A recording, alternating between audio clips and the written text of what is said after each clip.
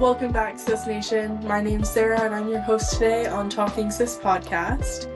So today I'm going to be talking about a chronic illness that I live with every single day, and like how I was diagnosed, my symptoms before I was diagnosed, and my treatment that I started and what I'm doing now for treatment. So I was diagnosed with Crohn's disease in 2021. So the symptoms that I was dealing with started when I was a teenager. I graduated in 2016, and right now I am 27 years old. So I've had Crohn's disease. I've been diagnosed for 4 years, and I've had symptoms since I was really young.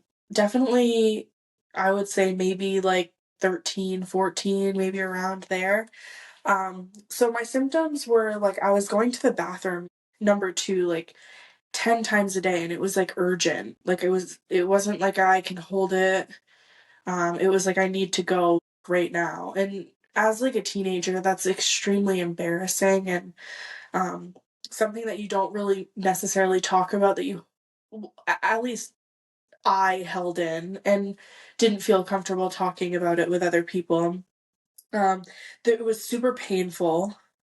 I had really bad stomach cramps. If I didn't go to the bathroom, when my body was like, you need to go to the bathroom, then I would have really bad cramps.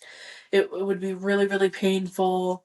And it would force me to go. So I was going up to 10 times a day. I was in a lot of pain. I could eat a lot of calories, I remember. I wasn't like a big soda drinker back then. I wasn't a big sweets person. I was pretty active, to be honest. I was running like 3 miles a day for a while, I remember, as a teenager. So I'm not sure if the reason why I couldn't put on weight or put on a lot of weight because of what I was eating was because I was active, or if it was because I had Crohn's disease and my body was not digesting properly. Um, and my body was just dumping like all the time. And so I never seek treatment until like 2020, when that was 5 years ago. So 22, 21, 22, around there. Yeah. And that's when I was like, okay, like it's hard to work because I am going to the bathroom constantly. And at that time, I was an assistant manager. So I like had to be on the floor, and I was called into different places where I needed to be there timely, but I was held back because I had to go to the bathroom. And when I had to go to the bathroom, like there's no, I can wait a few minutes and then go to the bathroom. It's like I need to go to the bathroom right now. So it was really, really hard to do my job at that point.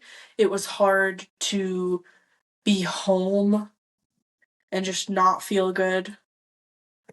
It was just hard to do anything. And so I seeked out treatment to try and figure out what's going on. I was really embarrassed at first and didn't I tried to be as honest as possible because I wanted to be fixed. I wanted the problem to be resolved. So I spoke to my doctor, we scheduled a colonoscopy, and the first time I did two colonoscopies. The first colonoscopy, I never ended up doing it because the preparation for it, they gave me a pill, and they also told me to drink Miralax at night. And the pill, my body like did not like it, or I don't know if it's what it was supposed to do or what, but I was throwing up all night long. I was so, so, so, so sick, and I never ended up being able to do the Miralax because I was throwing up all night long. So I had to cancel that colonoscopy, and I rescheduled it. They didn't give me the pill this time, they just told me to drink the drink. So I was able to do that.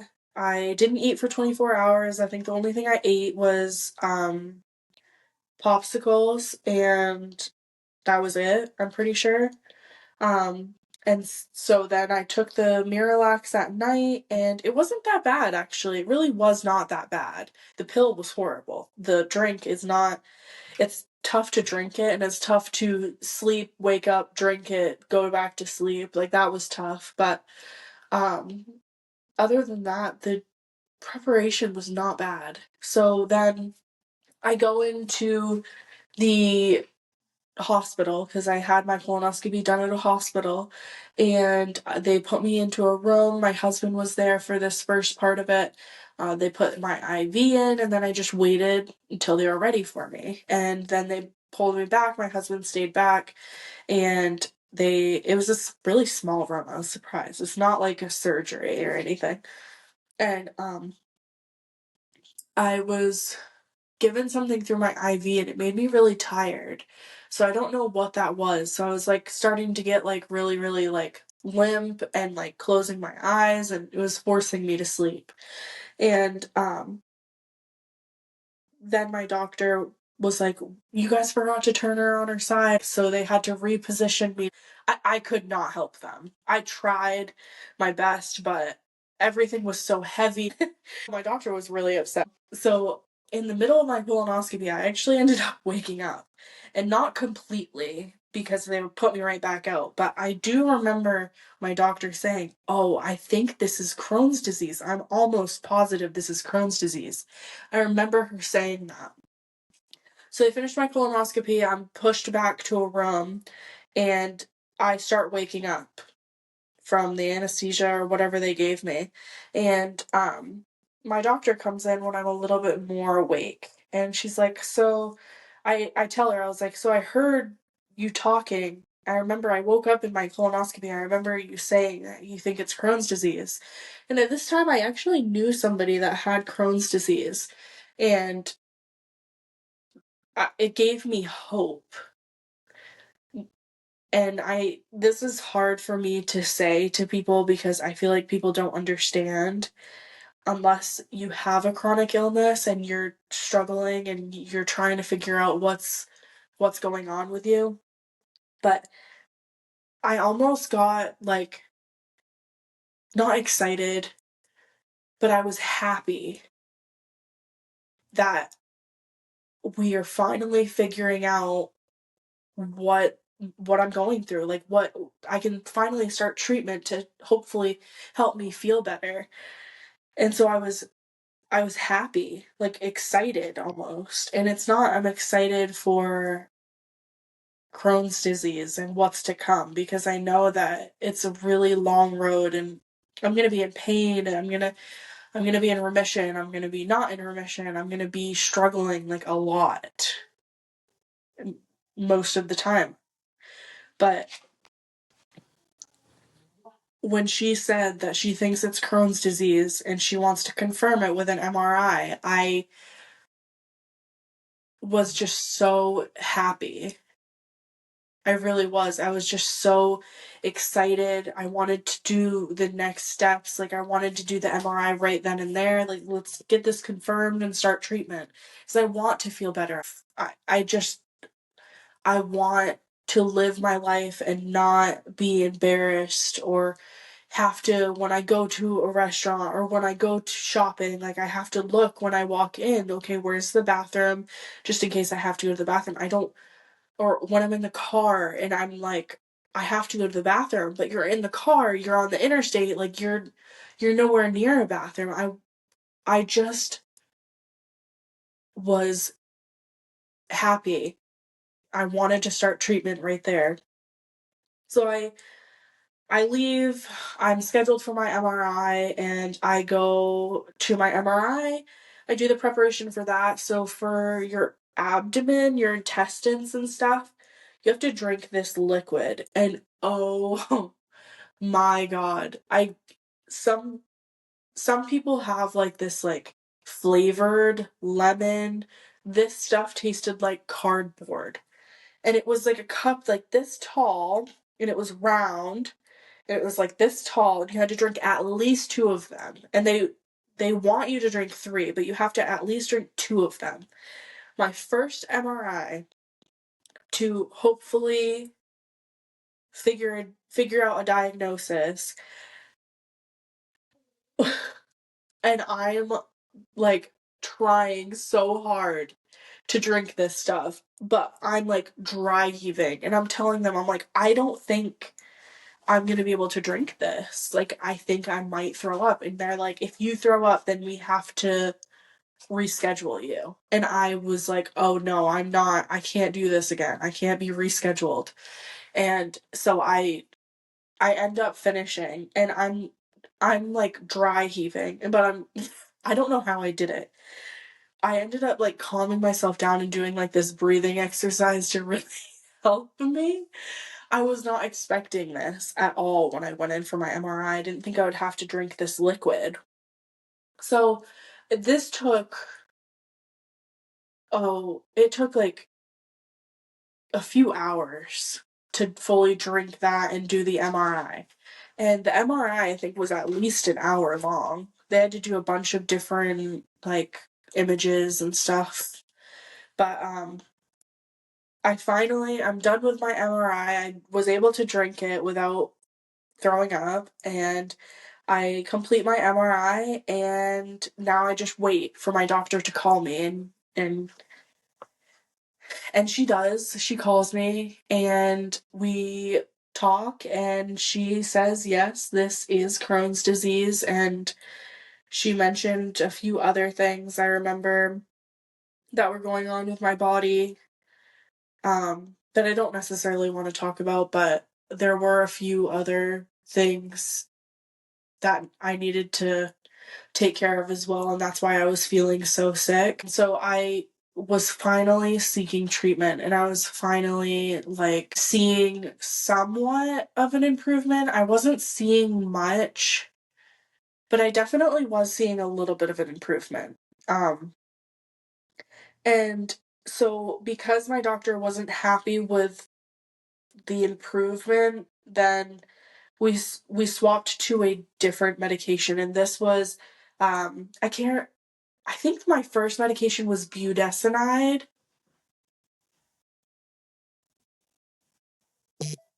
but it wasn't working. So I was then put on Humira. And the reason I was put on Humira is because, oh yes, this is actually the reason, is because I was pregnant.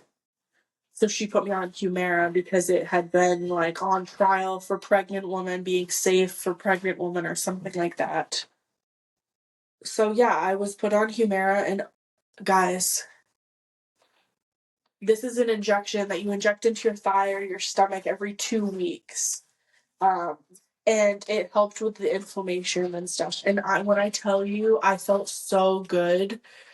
I'm not kidding. Like, my quality of life was completely different. I was pregnant, and I was having like little to no stomach issues. Like, and I specifically remember this because when I had my baby, my body started to reject Humira, and I had to swap to a different medication. But I remember talking to my doctor, and I was like, this is literally the best I've felt in a long time. I finally feel so much better. But then my body, after I had my baby, had started to reject that medication. So I was started on Skyrizi. And Skyrizi is um an IV for the first 2 or 3. You have to go get um IV infusion. Yeah.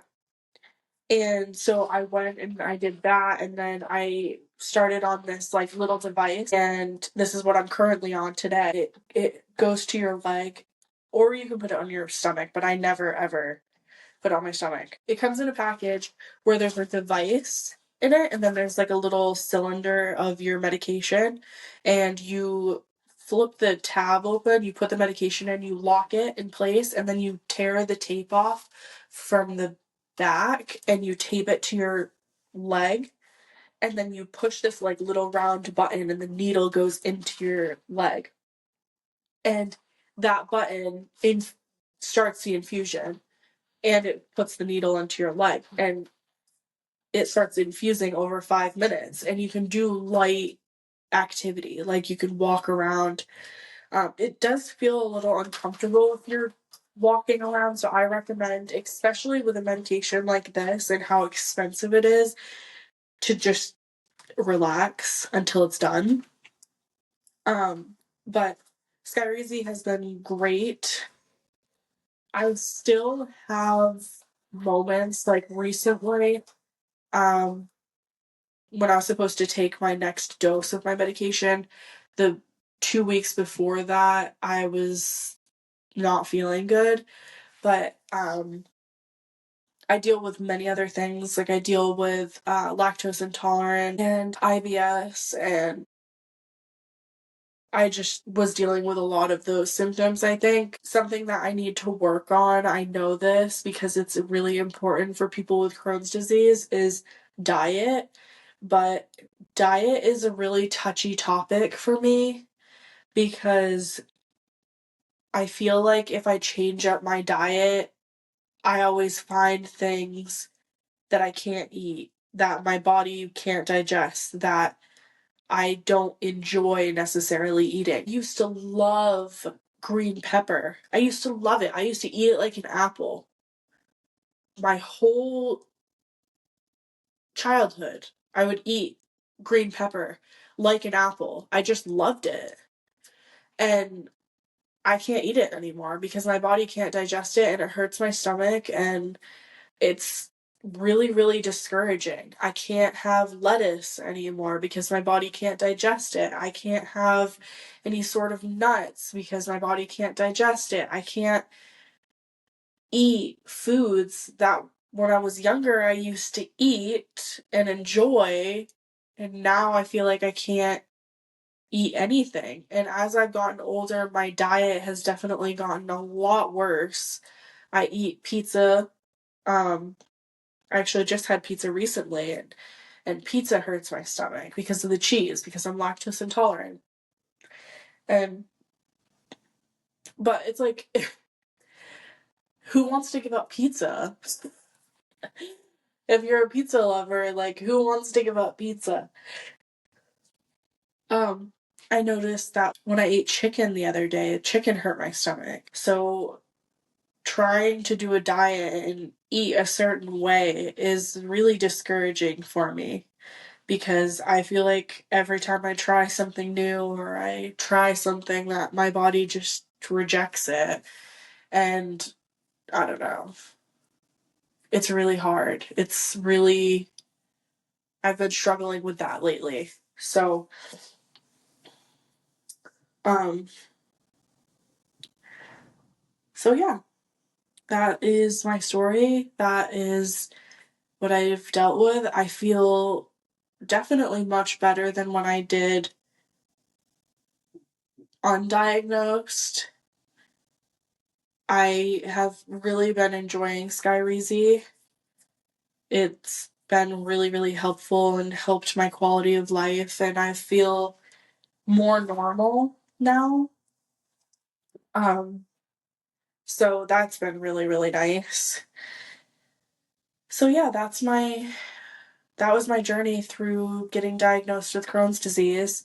If you enjoyed today's video, please like and subscribe down below, and throw down a comment. Like, do you have a chronic illness? What's your chronic illness? Are you on Skyrizi? Do you have Crohn's disease? How were you diagnosed? Comment them down below.